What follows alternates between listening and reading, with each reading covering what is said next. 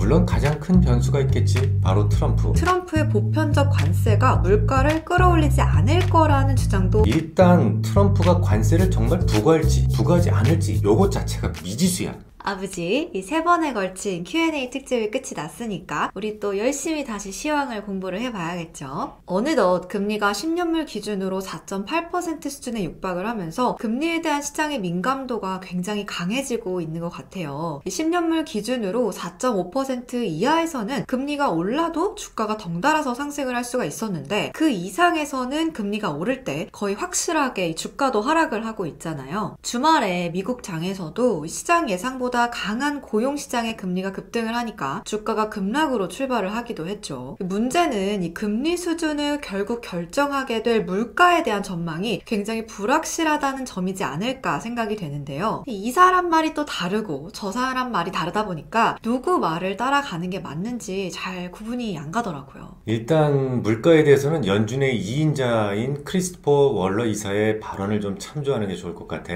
현지 시간으로 지난 8일 크리스토퍼 월러 연준 이사는 프랑스 파리에서 열린 경제협력개발기구 강연에서 이런 말을 했어. 1년 전 인플레이션이 잠시 증가했을 때 봤던 것처럼 진전은 고르지 않지만 최근 상승세를 평준화하면 디스인플레이션이 더욱 뚜렷하게 나타난다. 인플레이션의 기저 추세를 분석하기 위해서 종종 근원 개인 소비지출 가격지수의 6개월 변화율을 확인하는데 11월 기준 연율 2.4%까지 하락했다. 11월 월간 인플레이션 수치도 0.11%로 지난 10월에 기록했던 0.26% 상승 이후 예상보다 훨씬 낮게 나왔다. 2024년 초의 높은 물가 상승률 수치는 올해 1월부터 물가 통계에서 제외될 예정이기 때문에 적어도 3월까지는 12월 인플레이션 수치에 상당한 감소가 있을 것이다 라고 얘기했었거든. 그러니까 늦어도 올 3월부터는 전년 동기 대비 물가가 더 낮아지게 될 거다. 뭐 요 전망이 좀 귀에 확 들어오기는 하네요. 그렇지? 하지만 월러 발언 중에서 가장 중요한 부분은 따로 있어. 요 끈적끈적한 요인들을 제외할 경우 이미 2% 목표치에 도달했을 것이다 라는 전망인데 월러는 이렇게 얘기했어. 지난해 인플레이션 상승이 주로 주택 서비스와 비시장 서비스와 같은 추정 가격의 증가로 인해 발생했는데 이 두 개의 범주는 핵심 PC 바스켓의 약 3분의 1을 차지한다. 나머지 3분의 2에 해당하는 인플레이션은 작년 11월까지 12개월간 평균 2% 미만으로 내려왔다. 이렇게 짚었단 말이지. 그러니까 쉽게 말해서 잘 조정이 되지 않는 그런 끈적끈적한 주거비 같은 요인들이 물가를 끌어올렸었는데 이들을 제외한다면 이미 오래전부터 물가는 2% 수준 미만까지도 내려와 있었다. 뭐 이런 말인 거잖아요. 맞아. 한마디로 물가 통제에 어느 정도 성공을 했기 때문에 금리의 추가 인하가 적절하다고 생각한다. 뭐 그런 말이지. 이 부분에 대해서는 아빠도 수차례 비슷한 말을 했었잖아. 이미 작년 하반기부터 주거비와 같은 끈적한 요인들이 하락을 시작하면서 물가 지표는 현저히 낮아지기 시작했는데 그마저도 기저효과가 사라지면서 3월부터는 전년 동기 대비 물가가 더욱 안정될 수 있다라는 월러 발언에 전적으로 동의하고 있어. 물론 가장 큰 변수가 있겠지. 바로 트럼프. 월러 역시도 새 정부의 관세 정책이나 뭐 이런 것들이 물가를 자극할 수 있기 때문에 조심스럽게 접근해야 된다는 것을 지적한 바 있기도 해. 근데 이 트럼프가 가장 큰 변수가 될 거라는 주장들이 지금 가장 많기는 한데 또 반대로 이 트럼프의 보편적 관세가 물가를 끌어올리지 않을 거라는 주장도 있긴 있었어요. 연준 의장이었던 벤 버냉키가 이런 말을 했었는데요. 관세는 예측하기가 매우 어렵다. 트럼프 당선인이 관세 협상을 목적으로 일시적으로 부과를 할지 아니면 영구적으로 유지할지 알 수가 없다. 다만 관세는 공급 측면에 영향을 미치기 때문에 금리 반응은 분명하지 않다. 2018년 연준은 트럼프 1기 관세 수준이 특별히 심각하지 않고 특별한 대응이 필요하지 않다는 비공개 문서를 가지고 있다. 지정학적 위험 등 매우 특이한 상황을 제외하고는 인플레이션 경로를 근본적으로 바꾸지는 않을 것이다. 뭐 이런 식으로 얘기를 했더라고요.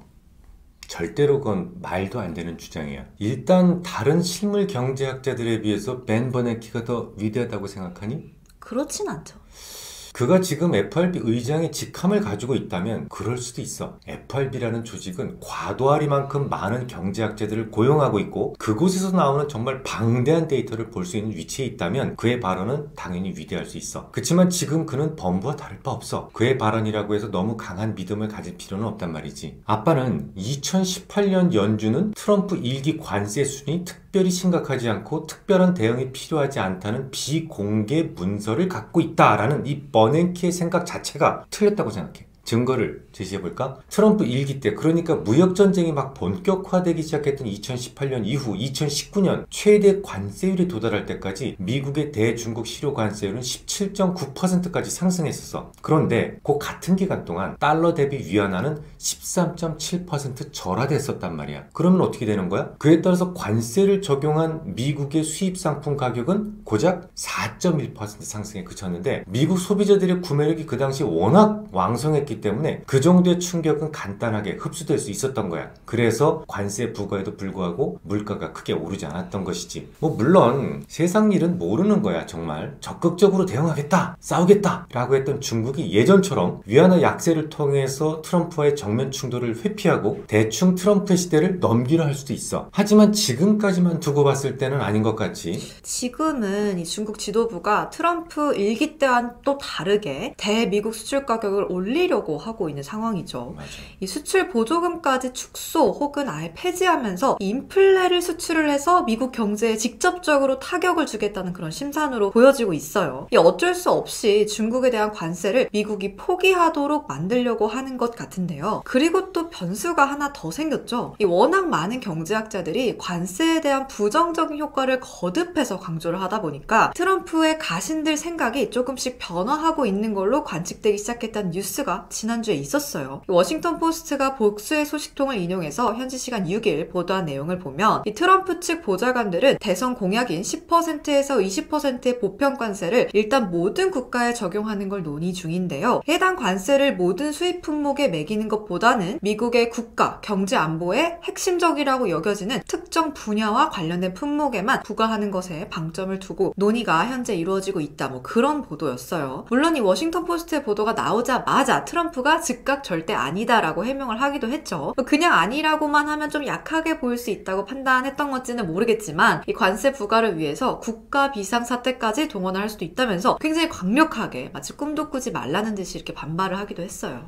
조금 이제 복잡한데 이걸 좀 잠깐 아빠가 좀 정리 좀 해주면, 일단 트럼프가 관세를 정말 부과할지 부과하지 않을지 요것 자체가 미지수야. 협상용으로 활용할 수도 있잖아. 게다가 중국이 지난 2018년도처럼 위안화를 절하하고 관세를 흡수하려 한다면 트럼프가 관세를 부과시킨다고 해서 무조건 물가가 오르는 것도 아니야. 네, 하지만 이 최근 중국 지도부가 생각을 하고 있는 것처럼 오히려 위안화를 붙들어 두고 수출 가격을 올린다면, 그러니까 1,000원에 살 수 있었던 중국의 공산품이 1,100원이나 1,200원으로 오른다면 당연히 물가는 오르겠죠. 당연히 오르지. 그런 위험이 선 반영되는 바람에 지금까지 금리가 급등했던 거니까 말이야. 위에 두 개의 경우의 수가 모두 들어맞고 물가가 결국 오르기 시작하면 연준은 금리를 당분간 동결할 거고 심지어 다시 올릴 수도 있을 거야. 그런 경우가 나타난다면 이머징 국가들 중에서 몇 개는 매우 위험한 지경에 처할 수도 있겠지. 하지만 관세 부과가 혹자의 주장처럼 협상용이거나 결국 크게 수정된다거나 혹은 관세를 올리더라도 중국이 위안화 약세 전략을 고수한다면 물가는 오르지 않고 3월부터는 오히려 물가는 안정될 수 있을 거야. 사실 트럼프가 어떤 결론을 만들지, 또 중국 지도부가 어떤 전략을 구사하게 될지는 누구도 알 수 있는 방법이 없잖아요. 결국 예측으로 가능한 건 지금 하나도 없고 오로지 대응의 영역만 존재한다는 거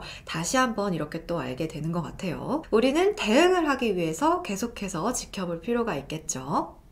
이어서 지난주 시장에서 또 한 가지 아주 특이했던 점이라면, 외국인들이 정말 주야장천 매도만 하고 있었는데 드디어 매수로 전환되기 시작했다는 점이겠죠. 특히 하락을 주도하던 반도체 업종에 잠깐이나마 빛이 드는 모습이었는데요. 2024년 하반기 코스피 지수 하락 및 외국인 순매도의 중심에 있었던 주인공 삼성전자의 강한 반등은 시장 전체의 분위기 반전 가능성을 주는 신호탄으로 작용을 했었던 것 같아요.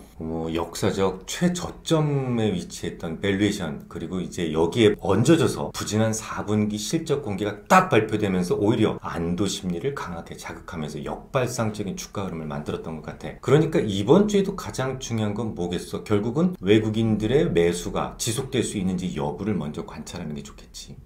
경제 지표를 보면 1월 15일에 미국 12월 CPI가 발표 예정이 되어 있네요. 무게중심이 이제 고용에서 다시 물가로 이전되고 있는 상황이다라는 건 뭐 말씀드린 바 있는데, 이제부터 CPI의 중요도는 다시 높아지면서 조연급에서 다시 주연급 지표로 역할이 바뀌게 될 거야. 클리브랜드 연준은 CPI 상승률을 전월에 기록했던 2.7%보다 높은 2.9%로 전망을 하고 있는데요. 코어 CPI 상승률은 전월과 같은 3.3%로 추정을 하고 있어요. 대략 그 정도 숫자가 나오지 않을까 생각을 하고 있어. 앞서 월러 이사의 발언을 통해서도 말했지만 기저효과로 전년 동기 대비 상승률이 떨어질 수 있는 시기는 3월 전후야. 그 전까지는 높은 수치가 계속해서 시장을 흔들어야 될 가능성이 높겠지. 물론 3월이 지난 이후에도 만약 트럼프의 관세가 인상되기 시작한다면 기저효과는 희석되고 물가는 다시 오르기 시작할 수도 있고 말이야. 잠시 중국으로 가보면 중국의 4분기 GDP 성장률도 아주 중요한 뉴스가 되겠죠. 중국 매크로는 사실 정체된 상태나 다름이 없는데요. 일단 명목상으로는 전년 동기 대비 4.5% 수준으로 예상이 되고 있어요. 다만 그게 남아도는 재화를 처분하기 위해서 단가를 후려쳐서 수출 물량 늘리기를 하고 있기 때문에 실질 GDP 성장률이 그보다 높을 수는 있을 것 같긴 한데 그건 별 의미는 없는 숫자라고 봐. 그렇죠. 이 손해를 보면서까지 밀어낼 수밖에 없는 그런 상황인 거니까 숫자만 좋게 나온다고 한들 큰 의미를 부여하기에는 좀 어려울 것 같네요. 이어서 JP모건 헬스케어 컨퍼런스가 1월 13일부터 16일까지 예정이 되어 있는데요. 국내에서도 다수의 기업이 참여를 한다고 하더라고요. 그렇기 때문에 이슈별 종목 장세를 만들 수도 있겠지만 이미 대부분 반영이 되어 있기 때문에 오히려 재료 노출 후에 매도가 집중될 수도 있을 거야. 이어서 우리나라 금통위가 1월 16일에 예정이 되어 있죠. 1월 20일에 예정이 되어 있는 트럼프의 취임식을 앞두고 계속해서 원화 약세의 압박을 받아왔잖아요. 이 원화 가치도 보호를 해야 하면서 또 위축되고 있는 경기도 같이 살려야만 하는데 이 갈림길에서 과연 한국은행이 어떤 선택을 하게 될지가 좀 궁금한 상황인 것 같아요. 아빠는 인하 가능성에 좀 더 무게를 두고 있어. 현재 한국의 실질 금리, 실질 기준금리는 1.1%로 추정되는데 경제 심리지수와 동행지수 같은 주요 지표들은 일제히 지금 내림세를 보이고 있단 말이지. 비상계엄이 선포되고 또 탄핵 이슈라든지 여객기 참사 등의 악재들이 줄지어 중첩되면서 경제 지표의 추가 하락이 불가피할 수밖에 없는데 한국은행은 얼마 전에 경제 성장률 전망치를 1.9%로 제시했었는데 이건 턱도 없어 보이지. 1.9%는 고사하고 1.5%라도 지키기 위해서는 금리 인하가 필요한 상황이야. 그렇기는 한데 지금 제일 걱정되는 게 사실 환율이잖아요. 물론 그렇기는 해. 그렇지만 오히려 최근 들어 너무 많이 올라버리는 바람에 최근 환율의 흐름은 거의 중립적으로 변화가 됐어. 금리를 세 차례 연달아 내린다는 것에 대한 심리적 부담은 있지만 금리는 지금 같은 데 내리라고 있는 거야. 끝으로 이 실적 발표 본격적으로 시작이 될 예정인데요. 현재 S&P 500은 24년 대비 25년과 26년에 각각 14.6%, 13.6%의 상당히 양호한 실적 성장을 보일 걸로 전망이 되고 있어요. 근데 이 차기 정부의 불확실한 정책이라든지 산재된 위험 때문에 사실 컨센서스가 낮게 발표될 거라고 생각을 했는데 그럼에도 실적에 대한 눈높이가 이례적으로 높게 유지되고 있다는 게 좀 신기한 부분인 것 같아요. 컨센서스가 높다는 게 오히려 부담이 될 수도 있어. 전망치가 매우 높은데 그 전망치보다 낮게 발표될 경우 주가 조정이 수반될 수도 있잖아. 그래서 이번 주부터 전개되는 미국의 실적 시즌에는 어닝 결과치보다는 가이던스가 중요할 거야. 아무리 좋은 실적을 발표한다고 하더라도 이미 기대치가 높아질 대로 높아진 만큼 주가에는 큰 도움이 되지 않을 테니까 말이지. 그런데 현재 트럼프의 정책적인 불확실성이 굉장히 큰 리스크이다 보니까 이 가이던스를 좋게 발표할 CEO가 없지 않을까요? 그럴 거야. 그래서 아마 이번 실적 시즌은 중립 이하로 아빠는 전망을 하고 있어. 다만 혹여 조정을 보인다면 매수가 가능한 조정이 될 거야. 그리고 끝으로 지난 주말에 미국 시장이 좀 많이 하락을 해서 걱정이 클 수 있는데 그것도 역시 매수할 수 있는 조정이다라고 생각을 해. 뭔가가 좀 나빠져서 하락한 것이 아니라 너무 지표가 좋게 나와서 금리를 못 내릴까 봐 하락한 거기 때문에 금리에 대한 내성만 붙으면 시장은 곧장 회복될 수 있을 거야.